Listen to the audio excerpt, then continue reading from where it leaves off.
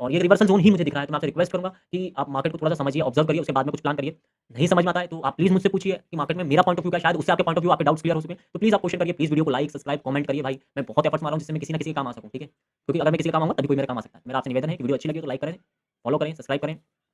मैं एक बार फिर से निफ्टी के बारे में आपको बता देता हूँ, सेंसेक्स के बारे में। कल की मार्केट मुझे पॉजिटिव दिख रहा है। कल अगर मार्केट मेरे इस ज़ोन पे आता है, दोबारा से 80 को पार करता है, तो मेरा पहला टारगेट वही रहेगा, ₹26,280 का। ठीक। गुड आफ्टरनून मेरे सभी ट्रेडर्स, इन्वेस्टर्स, सभी व्यूअर्स को, आप सभी को जय श्री राम।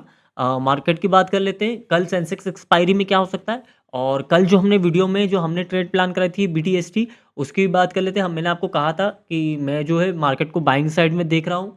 अगर मार्केट कहीं भी इस रेंज के ऊपर निकलता है तो हम बाइंग साइड के लिए देख सकते हैं। ये ट्रेड जो है हम कल बना के गए थे, बट अनफॉर्चुनेट मार्केट ने जो है वो उसका काम दिखाया। मार्केट ने एक बड़ी रेड कैंडल दिखाई डाउन साइड में, बड़ी गेन, इट मीन्स कि 50 पॉइंट ही नीचे थी, ज़्यादा बड़ी नहीं थी ये, ठीक है। अगर आप इसको देखोगे तो इतनी बड़ी कोई फॉल भी नहीं करा है। एक साइडवेज सा मार्केट ओपन हुआ, साइडवेज होने के बाद में मार्केट साइडवेज ही रहा। 10 बजे तक आप देखोगे मार्केट के अंदर कोई मूवमेंट नहीं था। 9:50 के बाद एक छोटी सी बाइंग आई, फिर भी हमारी रेंज के ऊपर मार्केट नहीं निकला। उसी रेंज से मार्केट उसी के नीचे सर्वाइव करता रहा पूरा दिन। इस ज़ोन को मार्केट ने पकड़ के रखा हुआ था, उसी ज़ोन के अंदर मार्केट जो है वो क्लोज़ हो गया है, ठीक है। स्टिल अभी भी मार्केट के अंदर कोई ऐसा मूवमेंट नहीं हुआ जो इसके अंदर आपको लॉस या प्रॉफ़िट हो सकता था आज की डेट में, ठीक है। आज मार्केट साइडवेज़ रहा है। कल क्या हो सकता है?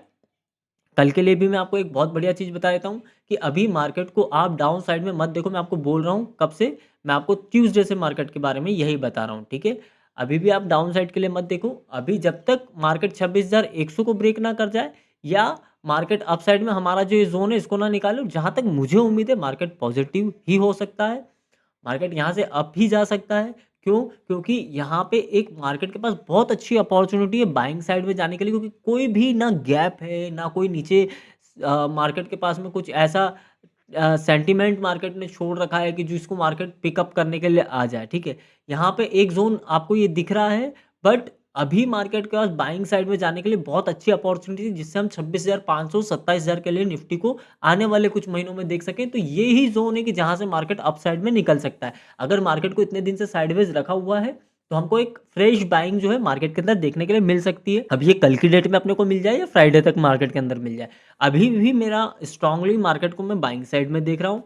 दूसरी चीज़, निफ्टी के बाद में सेंसेक्स की बात करते हैं। तो सेंसेक्स को अगर आप देखोगे तो सेंसेक्स के अंदर हमने ये एक ट्रेड प्लान करी थी, जिसके अंदर हमने यहाँ से मैंने एक रिवर्सल प्लान करा हुआ था कि मार्केट इस ज़ोन से अपसाइड में जा सकता है। आप लाइव में जाके देख सकते हो। ये मेरी ट्रेड प्लान करी थी मैंने।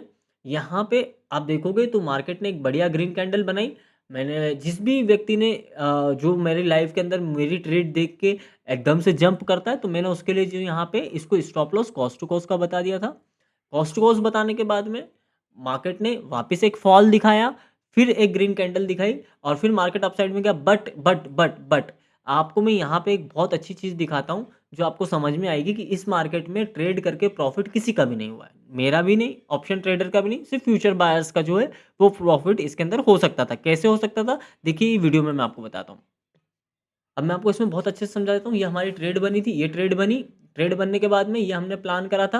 प्लान होने के बाद में मार्केट ने वापस रीटेस्ट करा। रीटेस्ट करने के बाद में अगर आप देखोगे तो मार्केट यहाँ से जितनी बड़ी मार्केट रेड कैंडल ग्रीन की बना रहा था, बराबर उसी के साथ में आप देखो रेड कैंडल आपको मिल रही थी। ये देखो जितनी बड़ी ग्रीन कैंडल मार्केट क्लोज करी, उसके बाद में मार्केट वीक बनाने आ रहा था। तो यहाँ पे प्रीमियम जो है वो मेल्ट होती है। ये देखिए, यहाँ पे आप बाइंग भी कर लोगे, मार्केट अपसाइड में गया है, बट जो कैंडल्स है उसके अकॉर्डिंगली आपकी प्रीमियम डीके करी होंगी, अगर आप कॉल साइड में प्लान करते हो। ये देखिए यहाँ से रेड बना है, फिर मार्केट ने फॉल दिखाया, फिर मार्केट ग्रीन कैंडल बनाएगा। ग्रीन कैंडल के तुरंत बाद में आप देखोगे जितनी बड़ी ग्रीन कैंडल है उतनी ही बड़ी रेड आ रही, मार्केट ऊपर जा रहा है, बट उतनी ही बड़ी रेड कैंडल वापस रिवर्सल देने के बाद जा रहा है। तो रिवर्सल देने के बाद जा रहा है तो आपका, तो यही बात कर रहे थे हम कि वीडियो के अंदर आपको मैंने बताया है कि जितनी बड़ी ग्रीन कैंडल उतनी ही बड़ी आपको रेड कैंडल मिल रही थी। तो ऑप्शन के अंदर उतना खास मूवमेंट आपको नहीं मिला है। ये देखने के लिए अच्छा है। देखिए ये सपोर्ट और रेसिस्टेंस होते हैं हमारे, जिसके बिहाफ से हम ट्रेड्स प्लान करते हैं, ठीक है।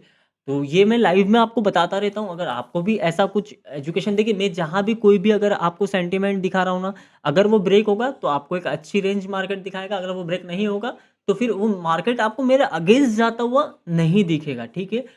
सारी चीज़ें होती हैं, सबके साथ में होती हैं, बट क्या होता है कि जैसे सब बोलते हैं कि यार डेली सबके टारगेट नहीं आते, ठीक है। तो डेली टारगेट नहीं आते इसका मतलब ये नहीं है कि डेली लॉस होना चाहिए, ठीक है। डेली टारगेट नहीं आते मतलब आपकी एंट्री नहीं बन रही है, ठीक है? इसका मतलब लॉस नहीं, लॉस कब होगा? जिस दिन आपने ट्रेड बनाई, जैसे मान लीजिए मैंने ये ट्रेड प्लान करी, अब मार्केट इसके ऊपर सस्टेन करने के बाद और यहाँ से 100-200 पॉइंट गिर जाए, वो लॉस है। ये लॉस नहीं है कि आपकी एंट्री नहीं आई है या फिर आपने कॉस्ट टू कॉस्ट के ऊपर मार्केट को करा, मार्केट ने आपको ट्रैप करके और फिर ऊपर निकल गया। ये गलत है। मैं यहाँ पे सिर्फ़ आपको यही सिखा रहा हूँ कि अगर सोचिए आप लोग अगर इतनी चीज़ भी अगर मैं बता रहा हूँ और ये भी आप सीख गए, तो आपके कितने काम आ सकती है। आप सोच के देखिए। तो थोड़ा-सा आप लोग फ़ोकस करिए, कोशिश करिए कि शायद मैं आपके कुछ काम आ सकूँ या आप अपने आप के काम आ जाइए। कुछ भी कर लीजिए, थोड़ा-सा सपोर्ट मुझे मिल जाएगा, आपका भी कुछ काम हो जाएगा, फ़ायदा ही है। और सेंसेक्स की बात बता देता हूँ कि सेंसेक्स एक्सपायरी में न आपको क्या करना चाहिए। तो मेरे हिसाब से तो मार्केट तो देखिए आप पॉज़िटिव देखिए, मार्केट के अंदर थोड़ा-सा साइडवेज़ सा मूवमेंट था। आप इसको फ्लैग पैटर्न भी बोल सकते हैं। मार्केट के अंदर आपको पॉजिटिविटी दिख रही है, मुझे तो दिख रही है, आपको नहीं दिख रही है, मैं उसका नहीं बोल सकता हूँ, ठीक है? यहाँ से मैं एक्सपेक्ट करता हूँ कि सेंसेक्स कल की डेट में एटलीस्ट ज़्यादा नहीं बोलता हूँ, तो अगर यहाँ से 500 पॉइंट भी ऊपर चला गया ना, 85,500 पे भी अगर हम जाके खड़े हो गए ना, तो हमारे पास में बहुत अच्छी स्ट्रेंथ आ जाएगी, ठीक है? मैं एक बार फिर से निफ्टी के बारे में आपको बता देता हूँ, सेंसेक्स के बारे में। कल की मार्केट मुझे पॉज़िटिव दिख रहा है। कल अगर मार्केट मेरे इस ज़ोन पे आता है, दोबारा से 80 को पार करता है, तो मेरा पहला टारगेट वही रहेगा, 26,280 रुपए का, ठीक है? यहाँ से मैं सीधा 100 पॉइंट के लिए निफ्टी को ऊपर देखता हूँ, अगर मेरा ज़ोन आता है, तो ऐसा हो सकता है। अगर मार्केट इस ज़ोन को ब्रेक डाउन करके नीचे निकल जाता है, तो फिर मेरा जो पहला टारगेट रहेगा 26,100 के नीचे, आप ये समझ लीजिए कि 26,050 रुपए तक पहला टारगेट है, अगर उसको भी ब्रेक करता है मार्केट तो फिर 26,000 के लिए मैं मार्केट को लास्ट सपोर्ट देख सकता हूँ। वो ब्रेक होता है तो उसके बाद में देखते हैं कि यहाँ से 26,000 अगर मार्केट चला है तो ऑलमोस्ट 150 पॉइंट होता है, पूरा दिन खत्म हो जाएगा, ठीक है? तो उससे ज़्यादा मूवमेंट नहीं है, यहाँ पे कोई बजट सेशन नहीं है कि मार्केट गिरता ही चला जाएगा और या फिर कोई ऐसी क्राइसिस न्यूज़ है, ऐसा कुछ भी नहीं है, ठीक है? तो बाइंग साइड के लिए तो मैं मेरा टारगेट यही देखता हूँ, डाउन साइड के लिए अगर होता है तो मेरा यहाँ से 26,000 रुपए की अगर अपन बात करें तो पहला जो मेरा टारगेट रहेगा वो यही रहेगा 26,050 रुपए का। उसके नीचे 26,000 रुपए जो है मेरा फाइनल जो है वो टारगेट रहेगा। और सेंसेक्स की बात कर लेते हैं तो सेंसेक्स के अंदर मैं बाइंग साइड में देख रहा हूँ, पहला टारगेट जो यहाँ से अगर इस ज़ोन से अगर अपन मार्केट को पकड़ें तो पहला टारगेट जो अपना है वो 85,180 रुपीज़ के वहाँ पे एक सपोर्ट है, क्योंकि वहाँ से एक अच्छी फ्रेश बाइंग मुझे दिख रही है। देन उसके बाद में 85,400 का जो है वो मेरा सेकंड टारगेट जाएगा। और अगर मान लीजिए कि जो मैंने बताया कि अनफॉर्चुनेट मार्केट साइडवेज या कुछ ऐसी क्राइसिस वगैरह दिखाता है, तो डाउन साइड के लिए आप देखिए सबसे पहले तो इसको ब्रेक हो जाने दीजिए, 84,700 को ब्रेक होने दीजिए। ब्रेक होता है तो उसके बाद में आप पहला टारगेट लेके जाइए 84,600 का, दूसरा टारगेट 84,500 का, आपका लास्ट टारगेट डाउन साइड के लिए होना चाहिए। ठीक है? धन्यवाद।